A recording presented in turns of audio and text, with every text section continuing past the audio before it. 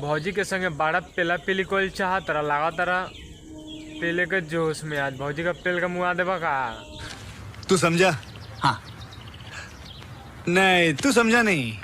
छोड़ दिया राजा हाल भइल बाबूरा करह जनी मना मजा लेबे दो ना पूरा। ए भौजी हाल हो चाहे बूढ़ा चाहे तूरा भौजी तारा का भैया पेलिए के मानी। राजा हाल भइल बाबूरा करह जनी मना मजा लेबे दो ना पूरा।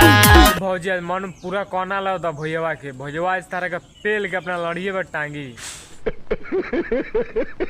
पातर रोड हमार बनाई देला चौरी। अरे हमारा ना धन हो काहे भौजी सोचे सोचे कहना द कि बूढ़ चौड़ा कह देले बा।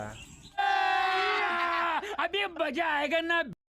सुनिए राजा जी सौरी अब देह बनाही हम मयूरी। भौजी सौरी मांगला से काम ना चली लागवा रहबू नु तो भैया तारा बूढ़ के पेल के चियरबे करी फैलैबे करी। ऐसे बढ़िया तू चल जा अपना नहियरे।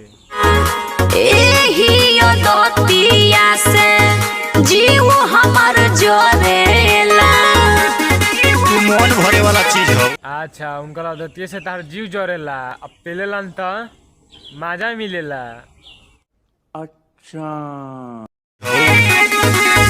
तू हरा के देखी जब मन जाला सोनह के वही। काहे भैया भौजी के देखला से मन सनक जाता। भौजी कोनो सनी लियोन मियां खलीफा है का कि तार लाड़ 10 इंच के टनटनाए लागता। हिया में आवो रानी सट जान तो न की। भैया में कहला बुलावत रहे भैया ले जाके रूम में सीधा गांठ दो। माजले बरत भर मोरा पोखरा में पौरी। अरे भौजी एक बार हमरो को मौका दे तू अपने पोखरा में तैरे के।